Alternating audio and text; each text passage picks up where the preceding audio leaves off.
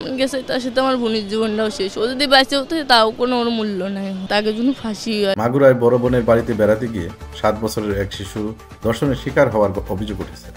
এই ঘটনায় অভিযুক্ত হিটু শেখকে আগেই হেফাজতে নিয়েছিল পুলিশ।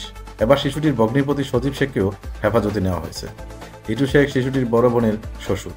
আজ শুক্রবার সকালে মাগুরা থানা পুলিশ সজীব শেখকে আটক করে। শিশুটির পরিবার জানিয়েছে, ভুক্তভোগী বর্তমানে ঢাকা মেডিকেল কলেজ হাসপাতালে চিকিৎসাধীন। পরিবারের সূত্রে জানা গেছে, শিশুটির বাড়ি মাগুরার শ্রীপুর উপজেলায়। সে কয়েকদিন আগে বড় বোনের শ্বশুরবাড়িতে বেড়াতে গিয়েছিল।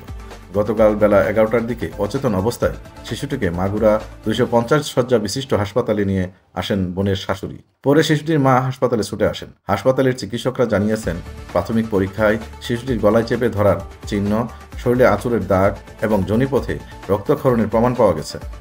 মাগুরা সদর থানার ভারপ্রাপ্ত কর্মকর্তা ওসি আয়ুব আলী জানিয়েছেন, শিশুটির বড় বোনের অভিযোগের ভিত্তিতেই প্রথমে তার শ্বশুর হিটু শেখকে জিজ্ঞাসাবাদের জন্য আটক করা হয়।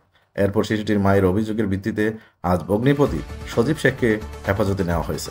তবে এখনও পরিবারের পক্ষ থেকে লিখিত অভিযোগ জমা দেওয়া হয়নি। এদিকে নৃশংস এই ঘটনার প্রতিবাদে মাগুরায় সাধারণ মানুষ বিক্ষোভে ফুঁসে উঠেছে। আজ জুমার নামাজের পর শহরে বিক্ষোভ মিছিল অনুষ্ঠিত হয়, যেখানে দোষীদের কঠোর শাস্তির দাবি জানানো হয়।